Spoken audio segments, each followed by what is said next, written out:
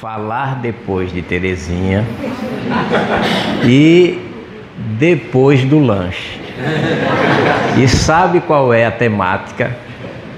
Dimensões espirituais da Casa Espírita. Então requer de nós patrocinarmos aqui a nossa mente, a nos envolvermos com todo esse objetivo, e a gente vai convidar a todos para que a gente possa se inserir em uma prece, rogando aos bons espíritos, esses amigos queridos que se interessam por nós, que se dedicam pelo nosso bem, que quer que a gente erre menos, que acerte mais. Então vamos pensar em Jesus.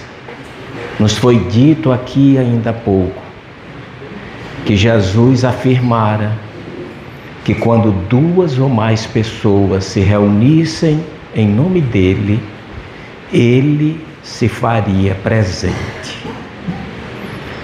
Amado Jesus, aqui nos encontramos reunidos por sua causa,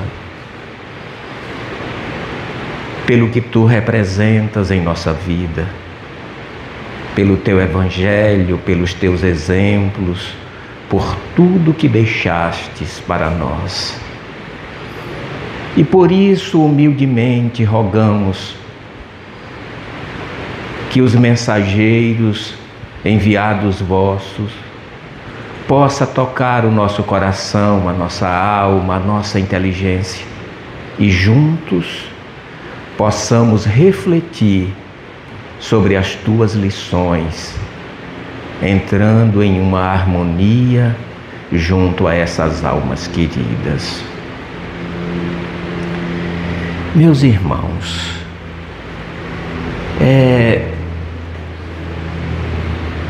eu não vou dizer nada que vocês já não saibam,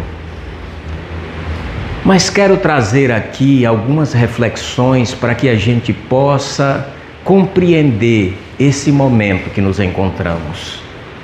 Porque a gente escuta muito as pessoas afirmarem: a Bíblia é a palavra de Deus. Então, olha, já está dito tudo ali. A gente escuta as pessoas dizerem: o centro espírita é um ponto de luz.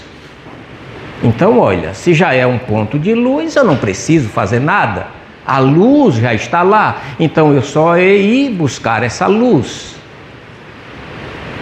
E é preciso, portanto, entendermos esse momento que a doutrina se encontra, a humanidade diante dela. Como foi que ela surgiu?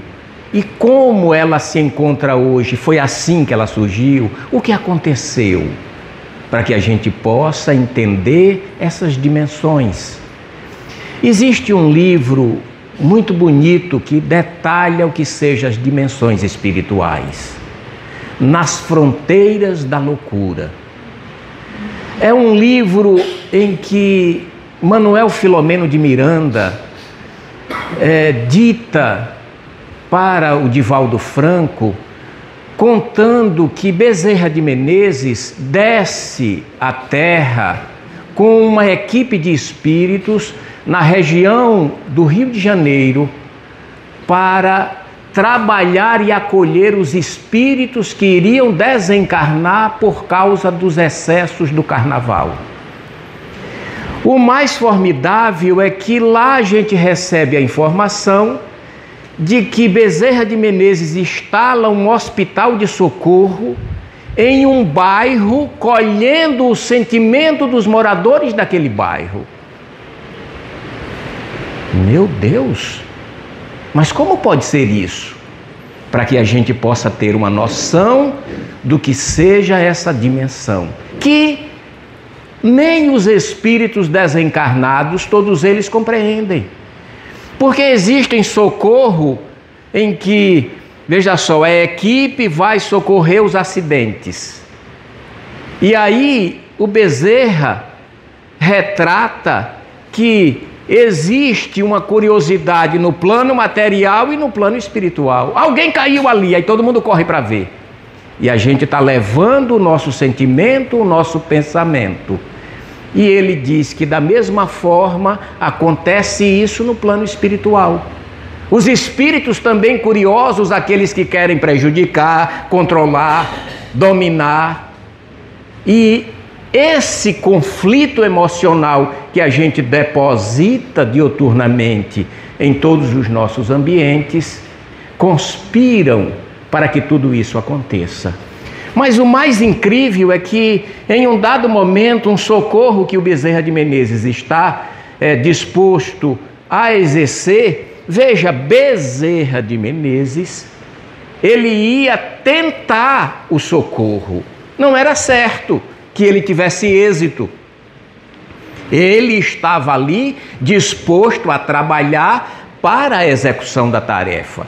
E em um dado momento, um grupo de espíritos perturbadores, porque estão perturbados, sem compreender a noção das coisas, tentam impedi-lo.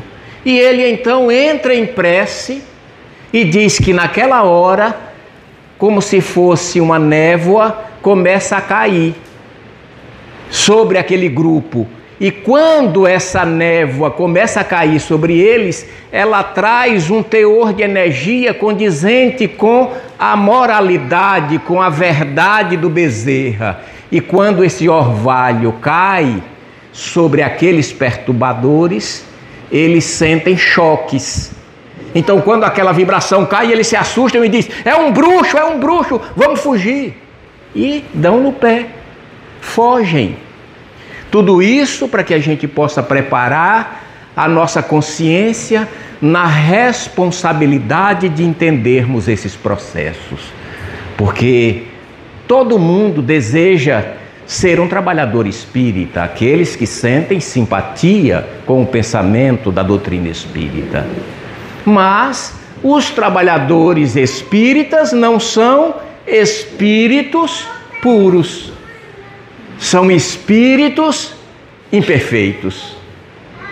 E aí agora, se a gente não entender isso, como é que vai se dar? Então eu gostaria de trazer aqui, como introdução, eu lembrei agora, veja só o que é a mente. Eu lembrei porque eu tinha pensado ali, eu disse, quando eu for abrir a minha fala, eu preciso agradecer aos meus 3 companheiros. E eu comecei e esqueci de agradecer, então vou dar uma pausa para agradecê-los, porque 15 para 7 eu estava na cidade de Itabaiana e esses amigos queridos já estavam prontos, me esperando para ser companhia nessa jornada. Então merecem toda a minha gratidão e o meu respeito por, num domingo tão cedo, estarem dispostos a me acompanhar nessa jornada tão saudável. Minha gratidão por vocês estarem aqui comigo. E aí, gente, eu gostaria de trazer aqui um apanhado para que a gente pudesse entender o trabalho de Kardec e como é que o movimento brasileiro, o espírita brasileiro se encontra hoje e o que aconteceu para que a gente pudesse estar aqui hoje reunidos em uma solenidade tão valiosa, porque essa casa aqui eu vi no momento da construção, no nascedouro, né? O Cândido e a Ana são amigos queridos há largo tempo e a gente acompanhou tudo isso, os sonhos, né? As coisas acontecem primeiro com algo que surge como vontade e vem como um pensamento, uma ideia, né? Aí os medos, mas veja só, 17 anos depois, que para a vida do espírito não significa nada, mas para a vida na terra significa muita coisa. É quase uma maioridade, né? Então conta muito. E fico muito feliz por aqui estar participando, né? Colaborando, contribuindo, aprendendo, vendo, né? E ouvindo a nossa Terezinha Cabral, essa criatura que é unânime no nosso movimento sergipano. Todos nós a amamos. E eu, particularmente, tenho um amor e uma gratidão muito grande por ela, porque o meu primeiro curso de espiritismo foi com ela. E desde então isso foi motivador, inspirador, foi algo que mexeu comigo e eu disse: nossa, eu quero ser um espírita como essa mulher. E estou na luta, espero que consiga nessa reencarnação, né, conseguir, mas tenho muita gratidão por ela ter passado nessa história de decisão, de afirmação junto a essa doutrina. Então, para que a gente possa entender todos esses processos dessas dimensões, convém que a gente vá lá em Allan Kardec. E assim, não é nada que vocês não saibam, mas fazer com que a gente possa entender esses processos que aconteceram. Porque a doutrina espírita é uma doutrina muito jovem. Ela tem apenas 167 anos, completados agora no dia 18 de abril passado. E nesse 18 de abril de 1857, há 167 anos atrás, Allan Kardec entrega esse pensamento com a publicação do Livro dos Espíritos. Mas era um livro de 501 perguntas. Numa coluna as perguntas, em outra coluna as respostas. 501 perguntas. Já em 1º de janeiro de 1858, ele publica a Revista Espírita, o Jornal de Estudos Psicológicos. Opa, peraí, que história é essa? Olha, gente, vou repetir. Em 1858, um jornal de estudos psicológicos. Guardem isso, porque a gente vai entender logo mais. E no dia 1º de abril do mesmo ano, a nossa Teresa já nos disse aqui, ele funda a Sociedade de Estudos Espíritas de Paris. O primeiro centro espírita do mundo, né? Mas veja só, o centro espírita tinha característica científica, de experimentação, era de comprovação. Assim nasce o primeiro centro espírita. Mas Allan Kardec, no ano de 1859, publica o que é o Espiritismo. Em 61, em 60, a segunda edição do Livro dos Espíritos, agora nesse formato de 1019 perguntas. Em 61, o Livro dos Médios, a primeira edição. Em 62, a segunda edição do Livro dos Médios, com 4 capítulos a mais do que o da primeira edição. Esse Livro dos Espíritos, de 1860, ele é dividido em 4 partes. Olha, o primeiro era só o quê? Colunas, em que um tinha as perguntas e outro tinha as respostas. Então, nessa segunda edição, ele divide em 4 livros. E o primeiro livro, da questão primeira à questão 75, ele vai falar das causas primeiras. Veja só, observem, 75 perguntas. Aí a segunda parte, o segundo livro, ele dá 76 até a 613, 538 perguntas. Ele vai estudar a vida espírita ou a vida dos espíritos. Aí da 614 a 919A, ele vai estudar sobre as leis morais. 306 perguntas. E as últimas 100 perguntas, da 920 a 1019, ele vai então estudar justamente as alegrias e os sofrimentos futuros. Por que toda essa divisão? Porque as 75 primeiras é um apanhado para que ele publicasse a Gênese. Veja só, gente, o quanto essas 75 primeiras perguntas elas são tão valiosas. Como elas são tão valiosas. E veja a dedicação de Kardec.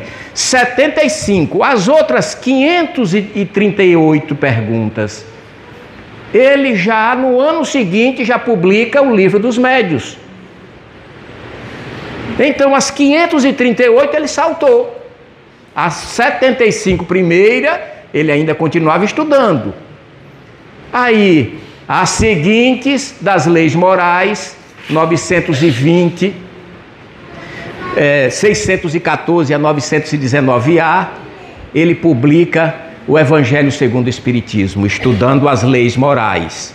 Aí é o detalhamento, né? Para que a gente entenda isso. E só lá depois, em 1868, é que ele vai publicar a Gênese, daquelas 75 perguntas primeiras. E infelizmente a Gênese é tida como o patinho feio da doutrina, ou seja, ninguém estuda. E essa obra, posso afirmar, sem medo de errar, de que é essa obra quem vai dar sustentação para que a gente ilumine a nossa fé. Existem 2 capítulos nessa obra que é extraordinário. O capítulo 6º, Uranografia Geral, ou Astronomia Geral. Aí, peraí, não tem quem suporte, né? E eu vou lá ser o quê? Para estudar esse capítulo. Mas ali a gente vai perceber como foi a formação do nosso mundo. E quem estudar esse capítulo não acredita nos milagres, da forma como é estabelecido. Porque compreende que a Terra, ela foi constituída por bilhões de anos em fases, sendo evidente a presença e o amor de Deus, para que os elementos, porque aí é a Terra, uma bola de fogo, e aí vem da atmosfera, olha gente, todos os gases e vai esfriando essa Terra, derretendo elementos, se juntando, formando outros, e tudo isso detalhado, para que a gente compreenda. Mas aí a gente tem medo de espírito. Olha só, a gente tem medo de espírito. E até a gente brinca, né? Olha, quem morrer primeiro vem puxar o pé do outro. Ave Maria, pelo amor de Deus, né? Eu entrego a Deus. E Deus que suporta tudo, né? Que a gente empurra tudo para Ele. Aí vejam só, no capítulo 14, esse a gente deve entender profundamente, porque é um capítulo sobre os fluidos. Os fluidos. A Gênese é a Gênese, os milagres e as predições segundo o Espiritismo. Então é um livro para que a gente entenda os milagres e as predições. E existe um capítulo lá em que é estudado os milagres. Como é que Jesus andou sobre as águas, como é que ele ressuscitou. E depois, quando a gente estuda, diz: bem, mas não era nada disso. Por quê? Porque a gente tem incutado na nossa mente que a Bíblia é a palavra de Deus. E lá nessa obra, que tem um estudo sobre a Gênese mosaica, então Allan Kardec vai estudar o que está escrito no livro de Moisés e vai deixar tão evidente que não tem nada errado na Bíblia, só está mal interpretado. Olha que coisa tão fantástica. Aí é justamente isso que precisa ser acendido, para que a gente então possa entender. Mas vejam só, ele então publica o último livro em 1858 e morre em 1859. E sabe o que é mais extraordinário? No ano de 1865, já tinha um cara na Bahia escrevendo sobre espiritismo. Não tinha nem no Brasil uma tradução em português do Livro dos Espíritos, que só veio chegar em 1875. Esse cara era um jornalista e criou uma revista de 56 páginas e falando da doutrina, que lá na Revista Espírita de 1859, em novembro, há uma referência sobre essa revista no Brasil, e que a própria Revista Espírita diz que precisava traduzir para o francês uma certa fala desse homem notável, desse jornalista baiano. E aí, em 1884, nós já tínhamos a FEB. Mas foi em 1895, quando Bezerra de Menezes se tornou o presidente da FEB, quando a FEB já estava para fechar, porque houve represália, houve mudanças de endereços, pessoas que não queriam alugar o espaço para que houvesse reuniões. Só para que a gente tenha uma ideia. E aí estava em débitos a FEB, estava em conflitos, estava para fechar, chama Bezerra de Menezes. E eis aí o primeiro ciclo do movimento brasileiro. Aquele centro espírita de ciência de Allan Kardec, agora nasce no Brasil o quê? O médico de coração puro, que só sabe viver pelos outros, e ele jogou tudo isso no Centro Espírita do Brasil, que passou a ser uma casa de assistência aos desencarnados na reunião mediúnica e uma distribuidora de farnel, de cestas básicas aos necessitados da vida social. Então é esse o primeiro momento do movimento espírita brasileiro. Veja só que a gente sai agora daquele estudo científico e passa a ter uma relação. Esse é um ciclo muito longo, que vai de 1895 até 1940. E em 1940 há uma mudança brusca no comportamento do movimento espírita brasileiro, com o livro, o lançamento em 1944, o livro Nosso Lar. E aí, as obras de André Luiz, que começam a mostrar esse mundo espiritual e nos dizer a consequência daquilo que fizermos aqui. Então, começa-se a instalar agora uma bandeira: fora da caridade não há salvação. E aí há uma enxurrada do movimento espírita de abrir asilos, creches, hospitais, tudo que era coisas, porque a bandeira da prática espírita era isso. E as reuniões continuavam, só que eram reuniões públicas. Era bem interessante porque tinha uma reunião no Centro Espírita aqui e a sociedade aí. Aí daqui a pouco uma pessoa que estava aí começava a receber um espírito. Aí o dirigente levantava daqui, ia para lá, dava assistência e já trazia e já sentava na mesa. Se a gente for ver, nos domínios da mediunidade, os mensageiros, a gente vai ver referência a essas práticas, porque era essa a primeira ideia que nasceu no movimento. Você é espírita, você trabalha em quê? Ah, eu sou da creche. Ah, não, eu trabalho no hospital de socorro, eu no sanatório.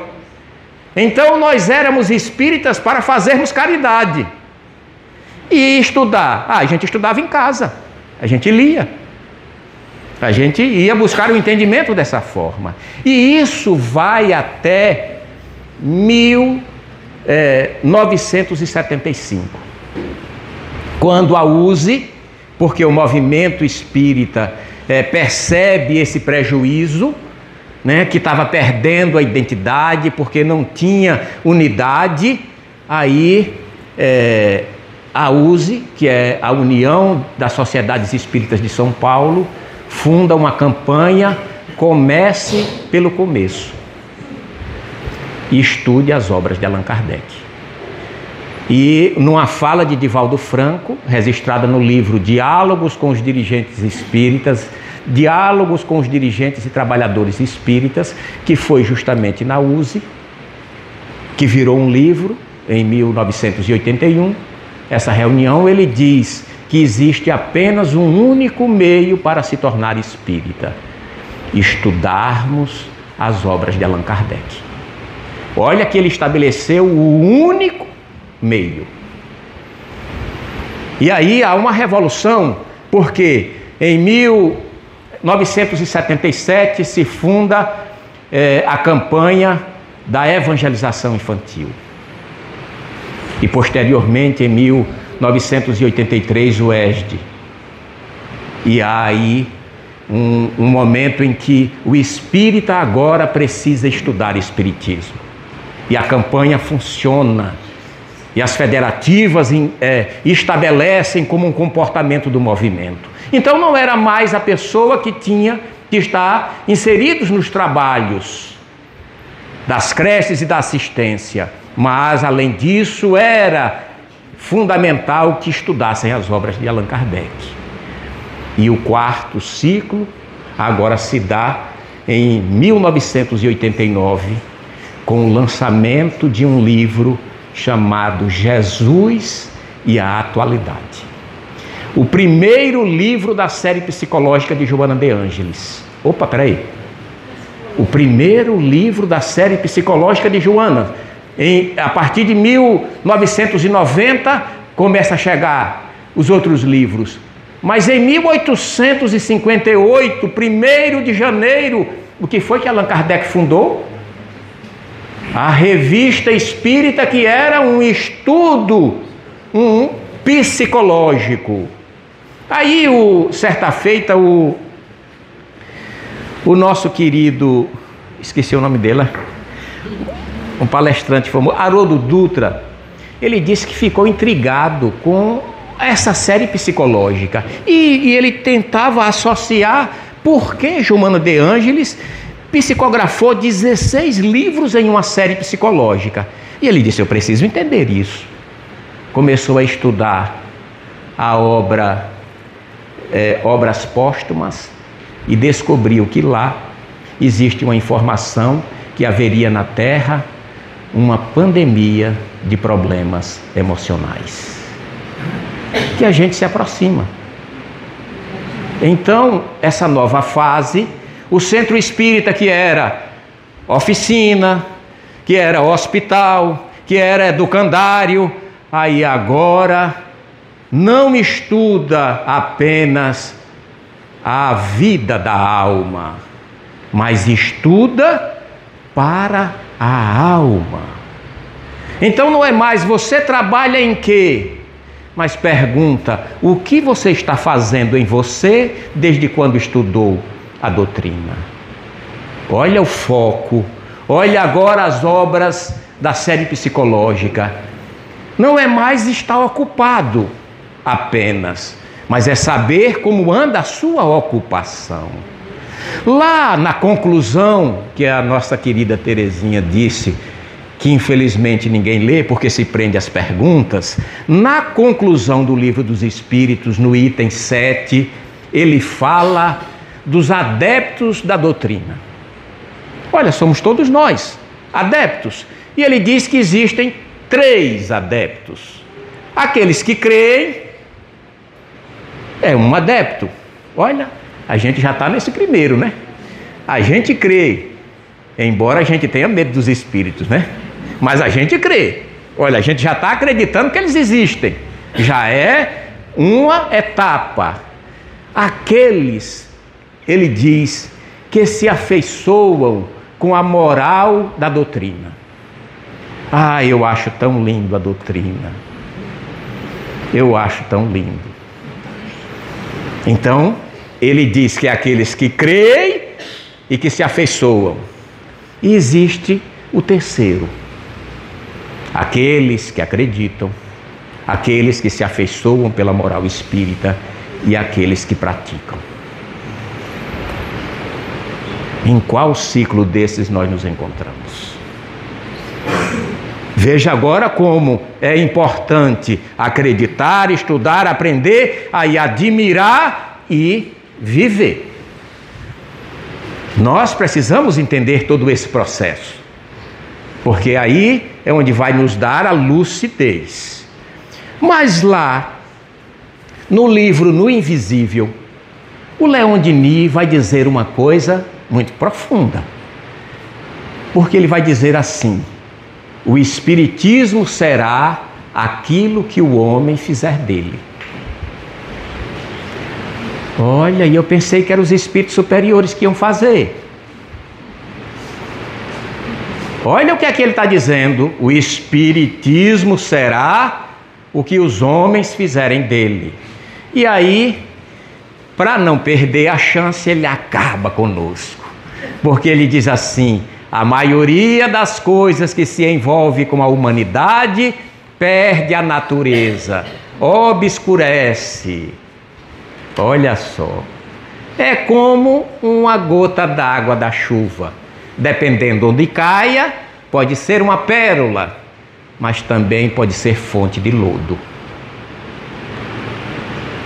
Porque muitos de nós conduzimos todas essas informações de forma inadequada. Por quê? Porque a gente quer casar, a gente quer arranjar um bom emprego, a gente quer facilidade. A essas pessoas que sonham com isso, eu digo: tomara que Emmanuel seja seu mentor espiritual. Porque certa feita está psicografando madrugada dentro o Chico Xavier, e daqui a pouco uma catarata faz com que o seu olho comece a sangrar. Imagine a dor.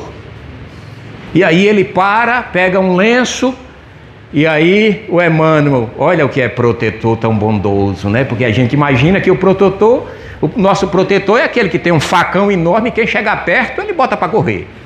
Ele está nos protegendo. É assim que a gente imagina. E no entanto, o Emmanuel lhe diz: vamos, Chico, temos muito a fazer. E aí Chico, decepcionado, diz: e você não está vendo o meu olho como é que está? Ele diz: você tem dois, e isso é luxo.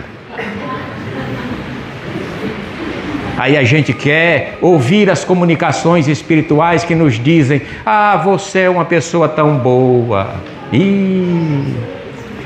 Com certeza não foi o nosso mentor, porque ele nos conhece. É alguém que recebeu alguma notícia não tão franca. E aí, gente, nós precisamos agora compreender o que é que essa doutrina nos revela. Vocês sabem? O que é que ela nos revela? Olha, tudo isso nessa história toda foi para que a gente pudesse entender essa revelação. E aí a revelação, ela se dá quem somos, o que somos, não é nem quem é, o que somos, de onde viemos, para onde vamos, que objetivo tem a nossa existência e a razão da dor e do sofrimento. Revela ainda uma visão madura de Deus, da natureza, do espírito e leis de como regem a vida. Nós estamos compreendendo bem isso? O que é que eu sou? O que é que eu sou? Quem é que sabe aí, gente? Quem é que poderia dizer? O que é que somos? Ah, vocês sabem. Espíritos. Aí o que isso representa? O que isso representa? Nós tivemos na padaria essa semana, sexta-feira agora. E aí eu fiquei bem feliz porque eu pude perceber a minha representação na minha comunidade. Porque na hora que eu cheguei na padaria, aí uma senhora atendente lá disse: Virgem, meu Deus, olha quando eu cheguei, Virgem, meu Deus, Olha, eu falei do Senhor à minha filha hoje. Eu disse, que bom, né? Olha, sabe o que é? É que eu sonho com um parente fazendo assim para mim, olha. E essa pessoa morreu no dia do meu aniversário. Eu estou apavorada, não durmo. Aí eu disse, aí você acha que ela está te chamando para você morrer, né? Aí ela se benzeu, obviamente, que ninguém aguenta uma coisa dessa, né? No entanto, eu disse, veja só como nós precisamos entender direito. Essa pessoa, você a ama, sim. E ela te apareceu, sim. Você sentiu uma coisa ruim? Não, só senti medo que eu não quero morrer. Eu disse, você está entendendo a morte. Mas se ela morreu e ela te apareceu, é porque ela não morreu. Então por que você está associando ela à morte, se ela está vindo te dizer que a morte não existe? Então de repente o olhinho dela começou a brilhar. Aí ela, aquele aspecto cansado, acabrunhado, sofrido, começou a mudar. Aí eu disse, veja, essa pessoa está te dizendo que te ama e que você não sofra, porque a morte é uma ilusão.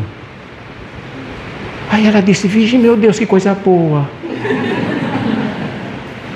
Então eu pude dizer a ela, porque ela me disse que não comemora o aniversário, porque essa pessoa morreu no dia do aniversário. Eu disse, olha, você agora precisa comemorar por duas causas importantes.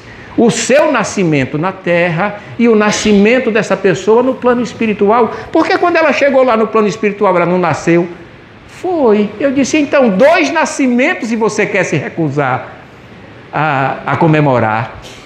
Então fiz um pequeno lanche e quando saí, a mulher começou a orar por mim, agradecida. Olha, veja só, com certeza deve ter dito, esse homem é um santo. E aí dormiu em paz. Então a doutrina espírita nos dá a beleza de tudo isso. Porque se eu sou espírito, eu não preciso sofrer nem afetar a minha emoção por aquele que teve que ir primeiro.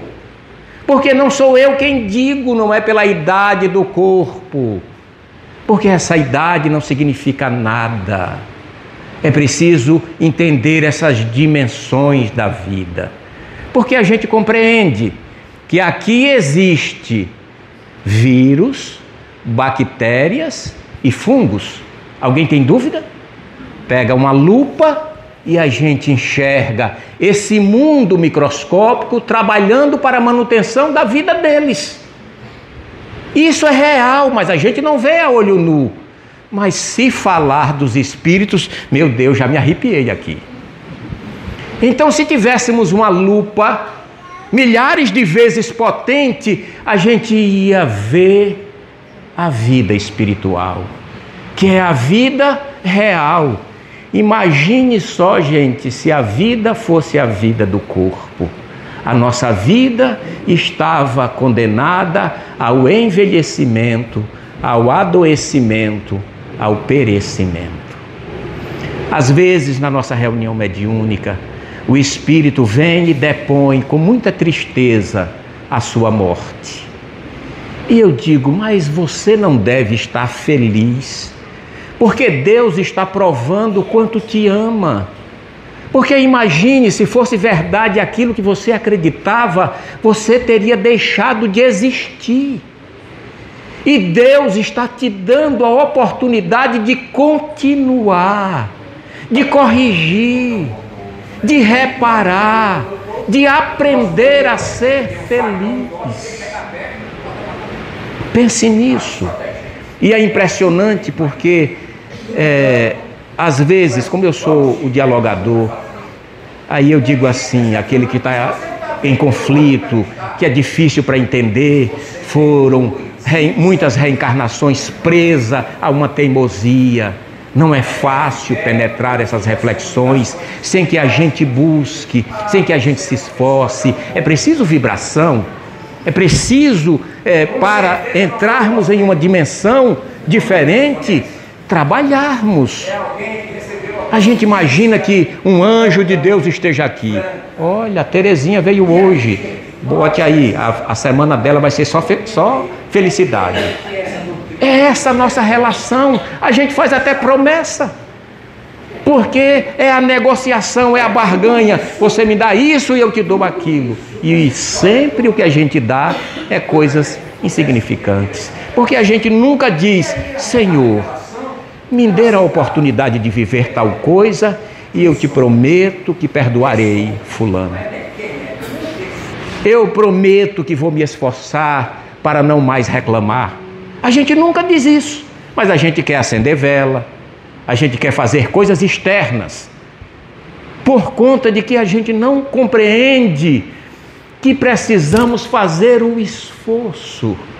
Esse esforço íntimo do dia a dia que não será solucionado.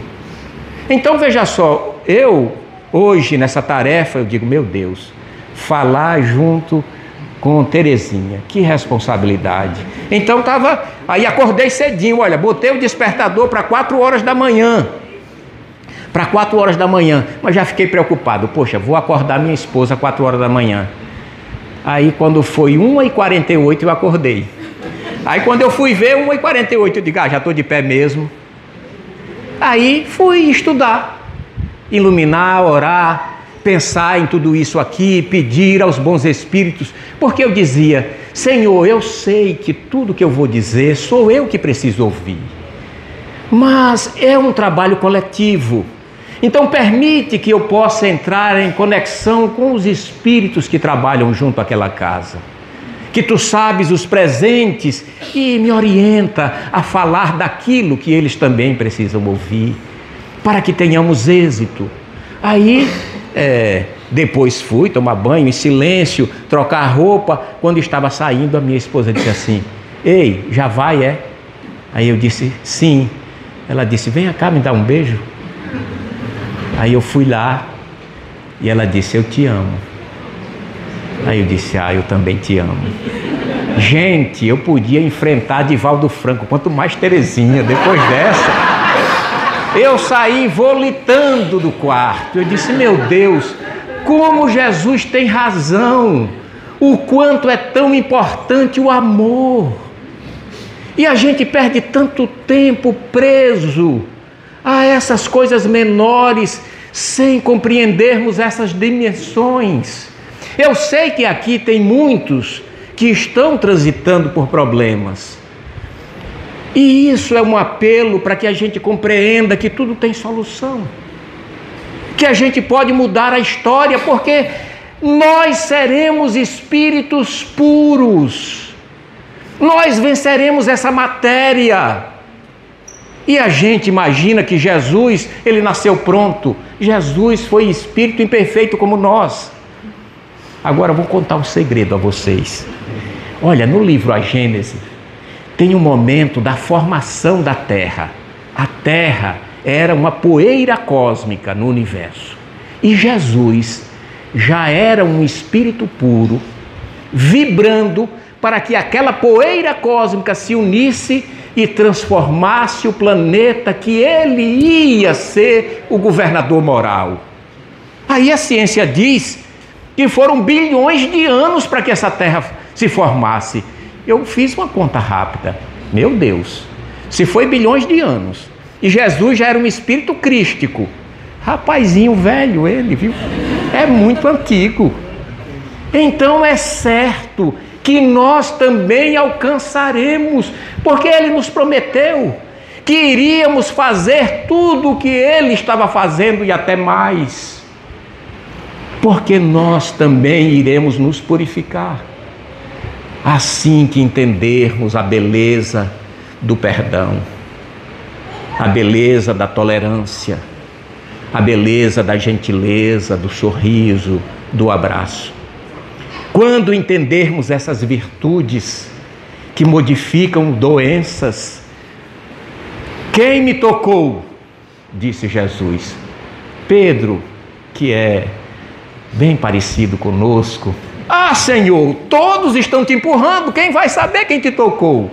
Não, alguém me tocou diferente porque saiu virtudes de mim. E a mulher, que há 12 anos sangrava, que gastou toda a fortuna da família com a medicina precária e continuava doente, olha para ele, veja só, era proibido uma mulher menstruada estar no meio da família, ela tinha que ficar 7 dias trancada no quarto, porque ela estava impura. Se ela tocasse em um objeto, aquele objeto ficava impuro. Se alguém tocasse no objeto que aquela mulher impura tocou, também ficava impura. E a lei dizia que tinha que tomar banho, trocar de roupa e permaneceria impuro até o final do dia. E essa mulher enfrentou a multidão, onde a lei proibia ela fazer isso, porque ela acreditava em Jesus. Ah, foi Jesus que fez o milagre. Mulher, a tua fé te curou. Jesus sequer sabia que a mulher estava lá.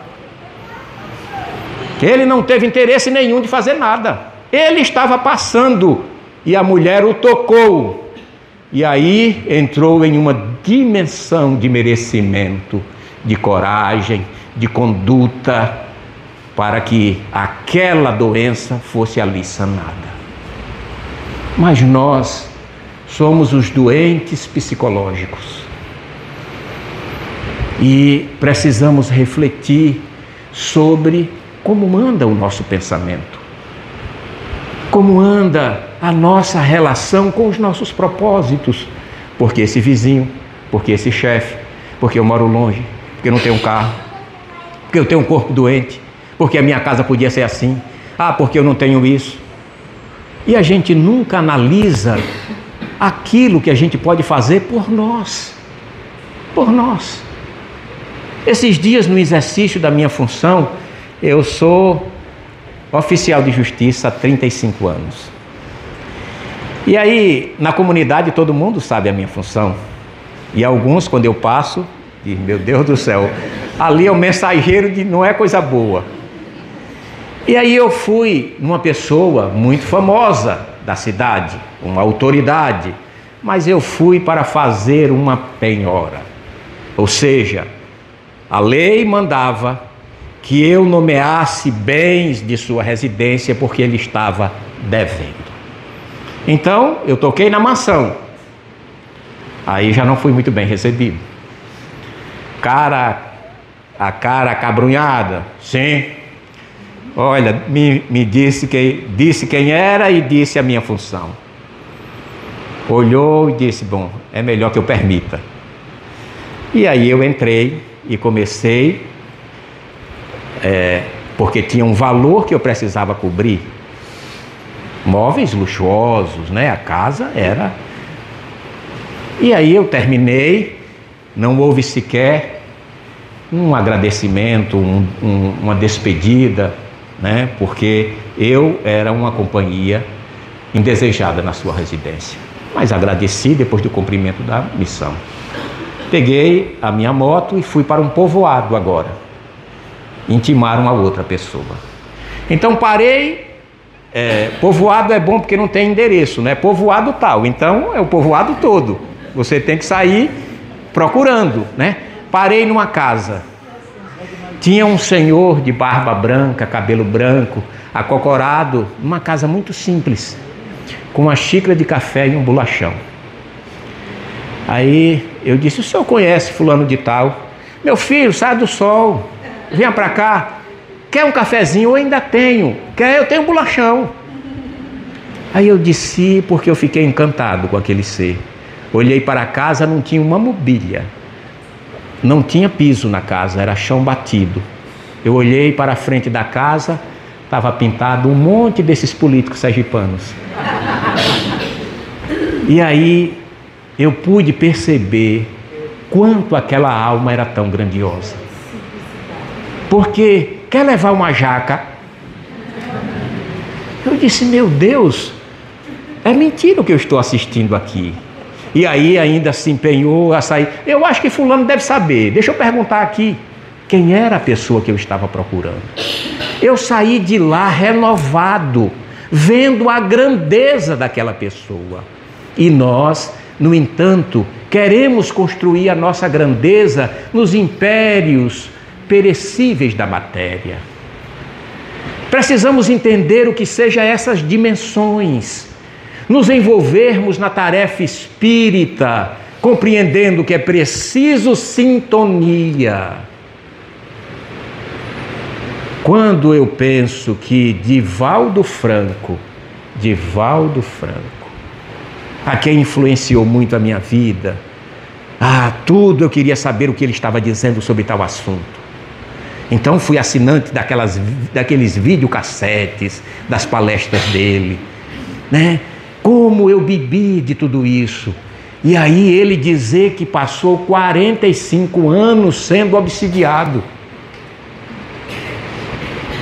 Peraí, mas não é só fazer o bem? E por que o cara dedicou a vida dele ao bem e 45 anos não podia ir nem no banheiro? Quando ele sentava no vaso, olha o obsessor. Eu vou te pegar. Você vai ver. Aí, gente, então como se dá isso? Qual foi a primeira revelação do Espiritismo? O que somos. Se somos espíritos, quer dizer que já existíamos antes. Se já existíamos antes, já tínhamos vivido antes. Se já tínhamos vivido antes, estamos trazendo heranças. É impressionante lá na nossa reunião mediúnica, porque em todo lugar que eu chego, aí eu tenho esse jeitinho calmo, é de minha natureza, aí todo mundo me vê como um cara bonzinho. Mas os espíritos nunca me veem desse jeito. Só me acusam de coisas erradas que eu fiz. E aí isso eu acho bom, porque o grupo também me vê dessa forma. E aí eu digo, olha, viu só como nós temos um passado, e agora sabendo disso a gente precisa ter uma postura de coragem, para que a gente de fato possa fazer escolhas mais saudáveis, mais corretas. Essa é a história de todos nós. Mas nós queremos o que, gente? A gente quer o filho educado, a mulher com a barriga de tanquinho, a mais bonita da cidade, né? Porque a gente precisa passear, né? Olha, mostrando, eu estou com a mulher mais bonita. Eu comecei a namorar, a minha esposa tinha 15 anos, próximo de fazer 16. E nós temos 34 anos de casado. E eu acho que ela está muito mais bonita. A natureza, ela é maravilhosa, porque ela vai mudando os conceitos de como a gente olha. E eu sempre digo a ela, olha, a gente vai ficar velhinho, e se a gente não aprender a estar junto, entendendo, tendo paciência, depois todo mundo vai buscar suas vidas, porque são espíritos. E nós precisamos alimentar esse amor. Então veja que é algo que a gente precisa fazer todos os dias. Mas então é uma relação perfeita? Não, porque nós somos muito diferentes. Muito diferentes. Aí ela gosta de umas coisas, eu gosto de outras, como todo mundo, como a história de todo mundo. E isso quer dizer o quê? Que a gente precisa aprender um com o outro. E que as coisas não precisam ser perfeitas. Nós precisamos trabalhar para o aperfeiçoamento das coisas. Então os nossos filhos, que a gente deseja tanto que eles sejam estudiosos e educados, e eles são preguiçosos e desobedientes, é porque esse é o nosso papel. Se os nossos filhos vierem para a nossa responsabilidade já educados, que serventia nós temos? Então, se educarmos o espírito rebelde, mais valor para a nossa vida. Então, abracemos, oremos, peçamos forças, porque a minha filha, a do meio, Era sempre com um temperamento muito forte. Quando eu chegava em casa, ela tinha arrancado a pia do banheiro, tocava fogo nas coisas, mas era muito carinhosa. E aí, quando eu chegava, já dizia: meu painho lindo, mas tinha aprontado, né? E aí foi ficando adolescente e aí começou a bater as portas. E quando alguma coisa contrariava, batia a porta do quarto que quase desmanchava a casa. Então eu ia lá: abra, sabia que não ia abrir. Eu digo: bem, é melhor eu parar de ficar fazendo isso. Aí dizia, pensava comigo mesmo: derruba a porta. Bem, mas se eu derrubar a porta, o que é que eu vou fazer? Se eu tenho uma atitude descontrolada ao ponto de derrubar a porta, aí eu vou chegar lá e vou olhar, ou eu vou chegar lá e vou espancar? Então é melhor que eu me contenha, é melhor que eu ore, é melhor que eu peça forças, porque era um espírito determinado, mas era um espírito amoroso. Eu não podia ver apenas como um espírito rebelde. E hoje é uma mulher linda e me defende em todos os lugares. Eu percebo como tem um carinho diferente por mim.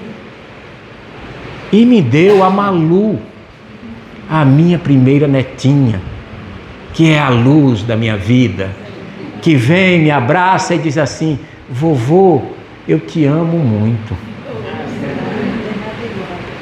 Então, veja, se eu tivesse construído pelo um desalinho de momento, se eu não tivesse buscado uma dimensão harmoniosa para que resolvesse um problema que eu tinha que resolver, porque me foi dado, eu não posso entregar a Deus.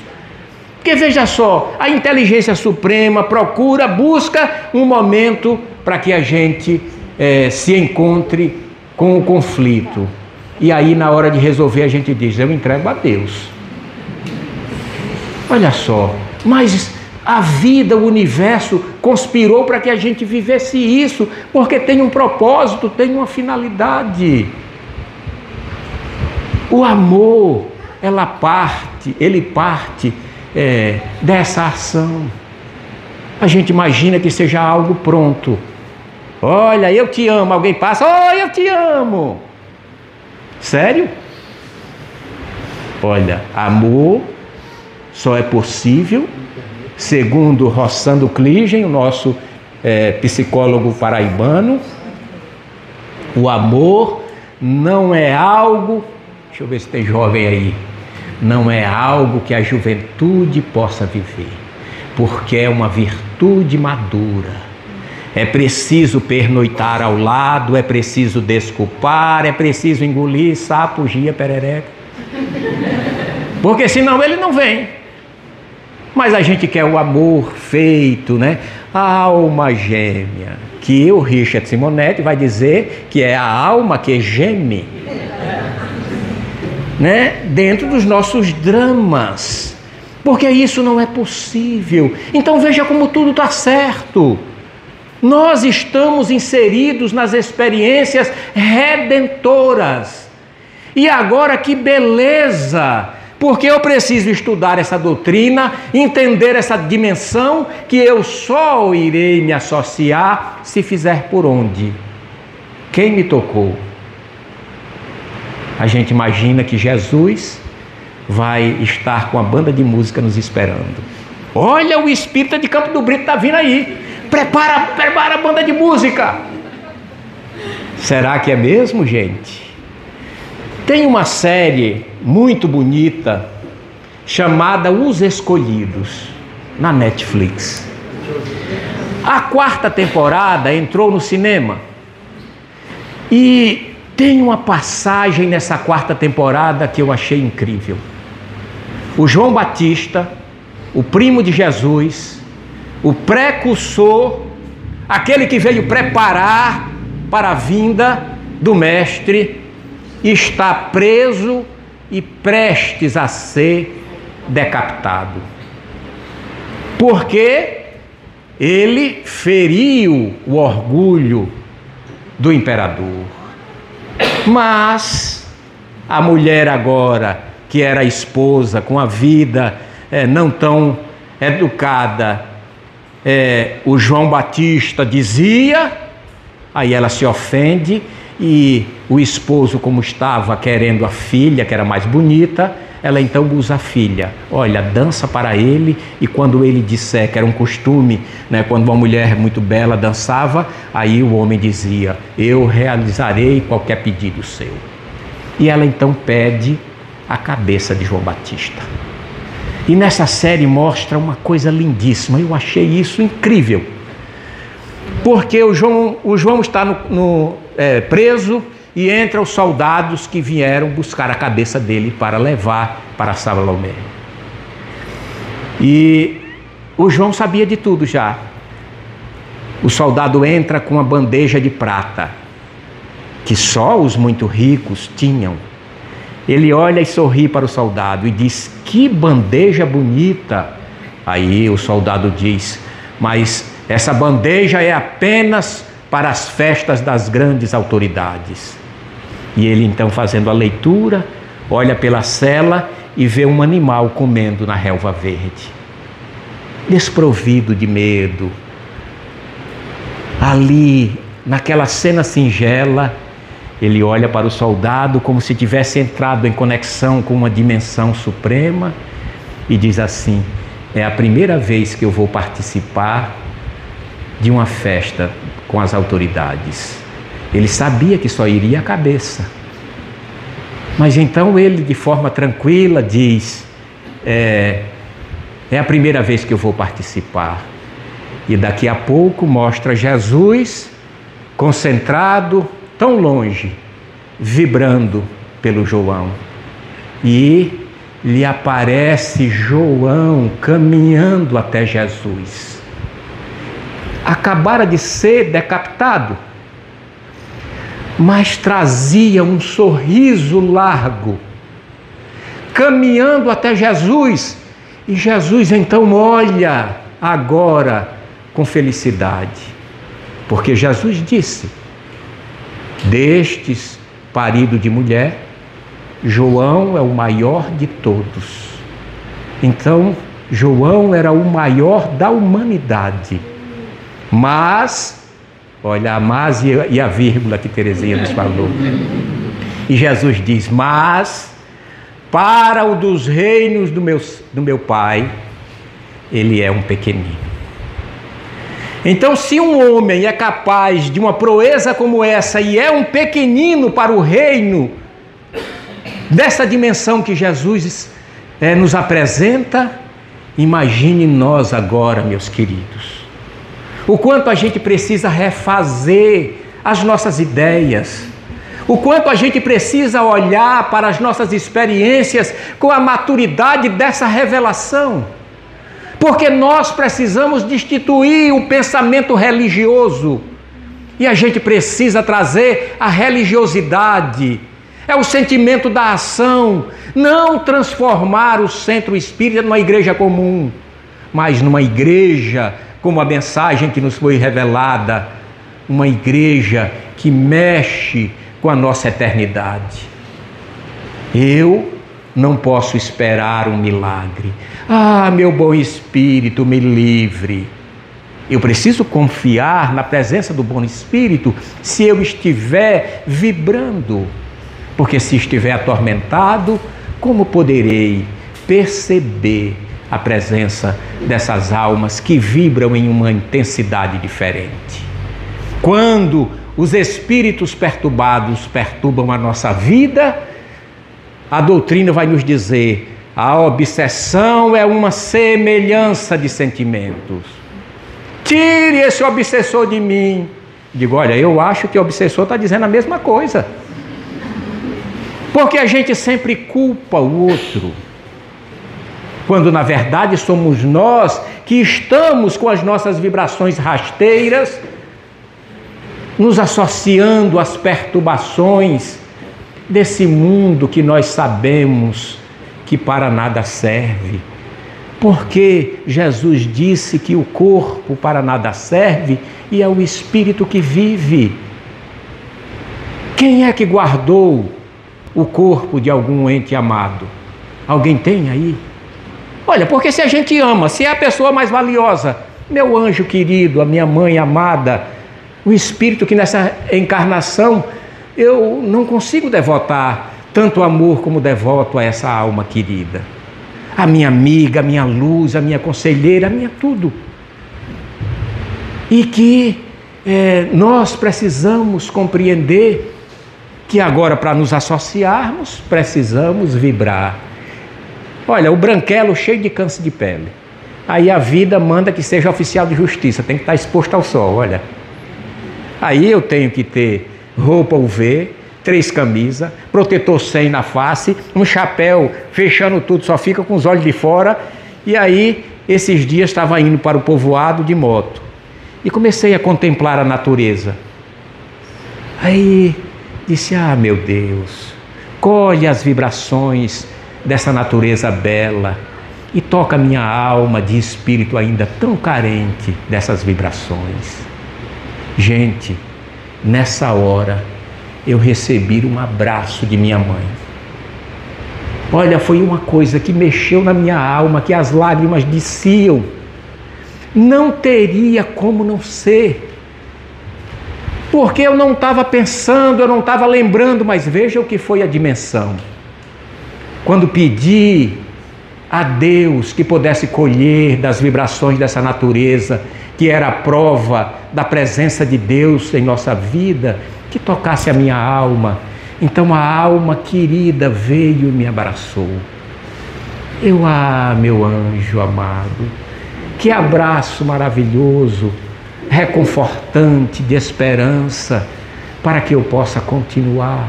Então às vezes fico imaginando, encontrando a minha mãe. Olha, é isso que faz com que eu não tema a morte. Que eu digo, meu Deus, a morte vai fazer com que eu me encontre com ela. E aí penso, me ajoelhando aos seus pés, devotando toda a minha gratidão, porque sei que se chegar em uma condição superior a ela, sou eu que irei até ela. E se chegar onde ela esteja em uma condição, em uma dimensão diferente, tenho certeza absoluta que é ela que irá até mim. Então isso é certo, que estarei com ela. Não existe dúvida. E por isso me empenho, acreditando nesse amor, acreditando nessa doutrina, acreditando nessas dimensões infinitas, em que a gente vai se unir, fazer novos planos, voltar, melhorar, corrigir e crescer, porque Deus não quer que a gente sofra, Ele quer que a gente seja feliz.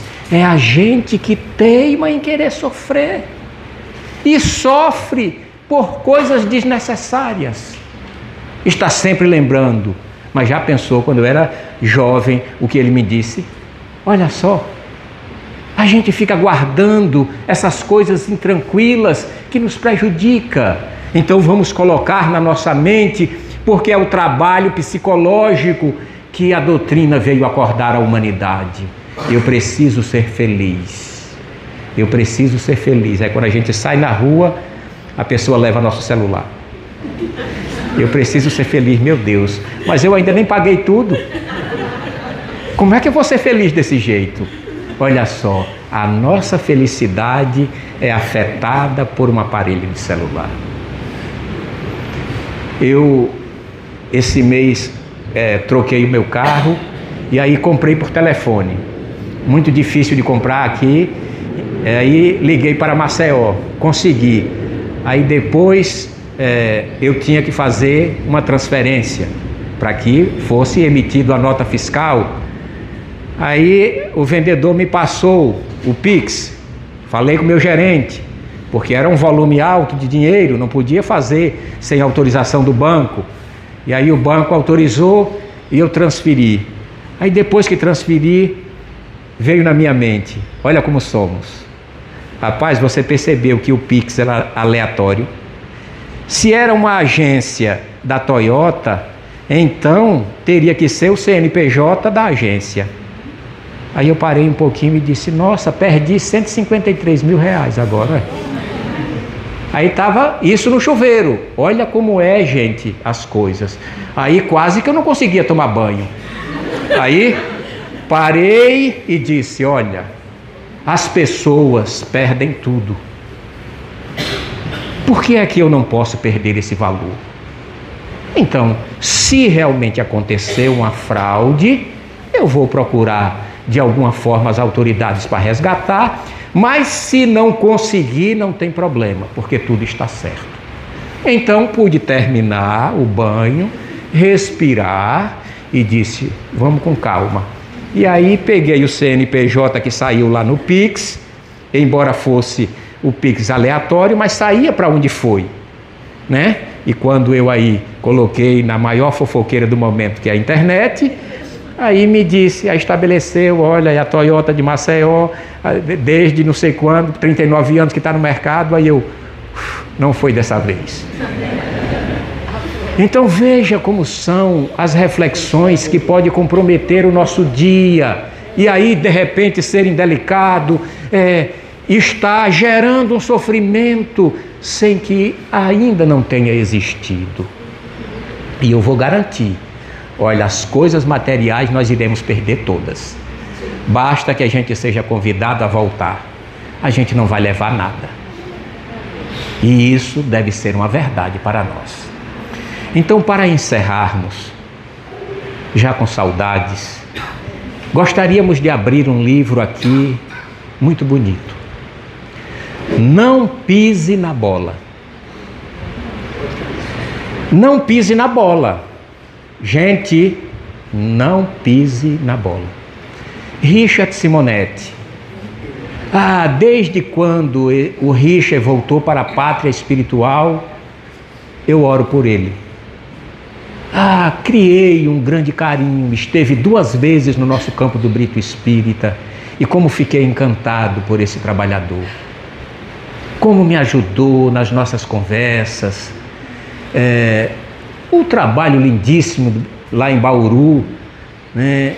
O cara que tinha mais de 100 reuniões mediúnicas no centro. Que coisa formidável.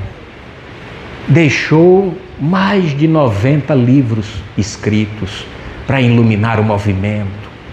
Então, às vezes até eu digo, amigo querido, vibra por esse aprendiz, para que eu possa absorver toda essa beleza de sua escrita. E nesse livro tem uma mensagem que diz tudo sobre o que a gente acabou de estudar. Não pise na bola, ele abre o capítulo falando do amor e conta algumas coisas relacionadas ao amor. E ele conta um caso de uma jovem que procura o atendimento fraterno de uma casa espírita, intitulada Uma Jovem Desiludida. E a jovem desiludida, aí eu já crio na minha mente aquela jovem bonita, cheia de esperança de que o casamento é a felicidade da vida dela, e aí agora está desiludida, vai até o atendente fraterno e diz assim, chorando, eu estou desiludida. Íamos casar na próxima semana e o meu noivo arranjou outra e me trocou por outra. Como eu estou desiludida, o que eu faço? Aí, o atendente fraterno que compreende tudo isso que a gente acabou de estudar, diz, nossa, minha irmã, a desilusão não é de tudo ruim. Ela tem um aspecto importante. Ela te diz que você estava iludida. Já pensou se você estivesse casada, com filhos, e aí depois descobrisse que estava iludida? O quanto seria pior? Olha só, para alguém que quer sofrer, uma fala dessa, aí ela diz assim, olha, mas eu tenho certeza que ele é o homem de minha vida. A gente ainda cria uma empoderação para justificar, né?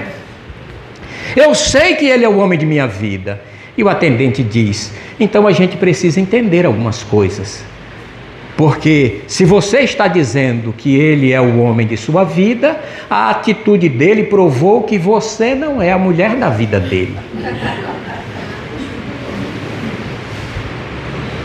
Aí, olha só, né?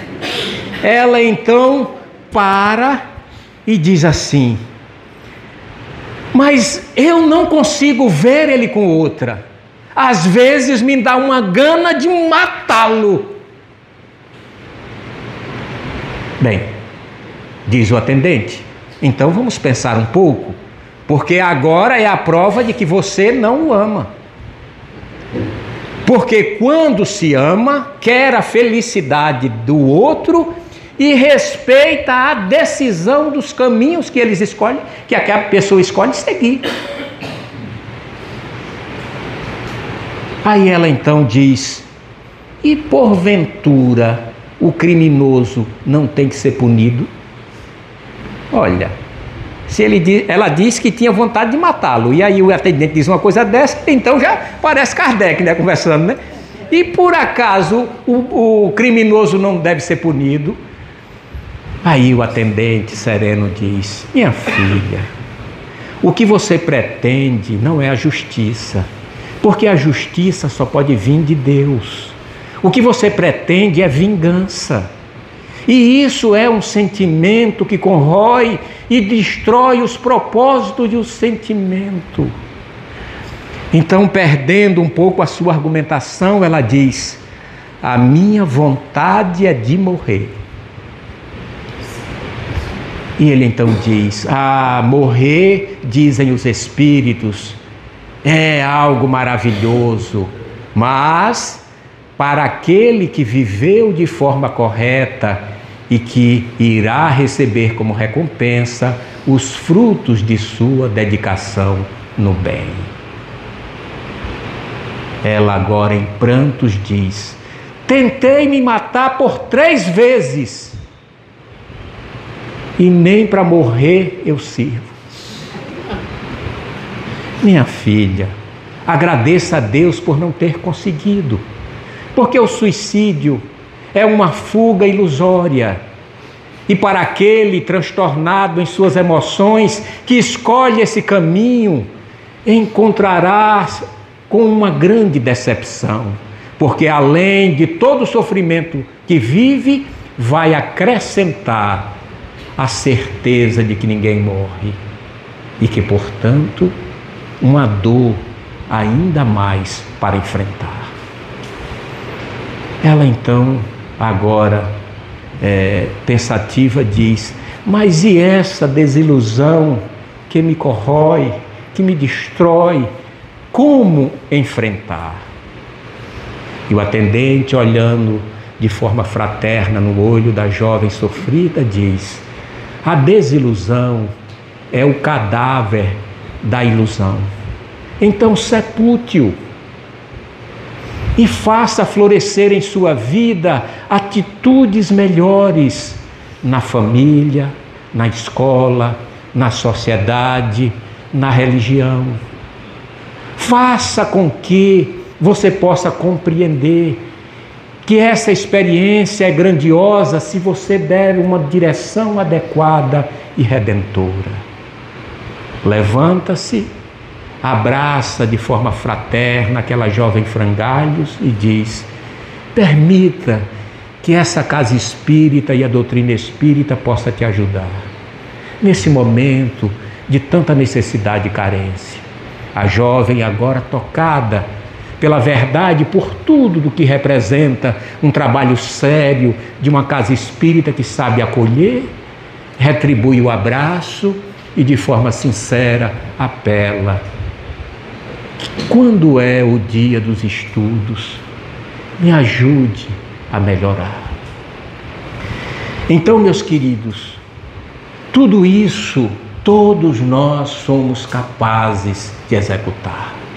E é preciso que essa data memorável, essa data marcante para os espíritos que conduzem o trabalho desta casa, para os trabalhadores no plano material que aqui se encontram, também nessa luta redentora, todos nós saiamos daqui dispostos à realização de algo melhor, porque somos espíritos eternos, transitando no aprendizado para a conquista da felicidade autêntica. Que o nosso Senhor Jesus Cristo, esse amigo querido que nunca desiste de nós, sempre tão meigo, sempre tão amigo, sempre tão presente, possa iluminar o nosso caminho, e se caminharmos com essa luz que Jesus ilumina, logo nos encontraremos com Ele. Muito obrigado pela paciência e que os bons espíritos possam estar sempre conosco. Muita paz.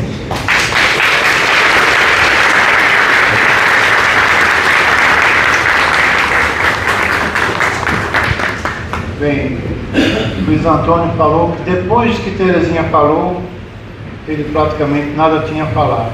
E Beto faz plágio. Depois deles dois, o que é que eu falo?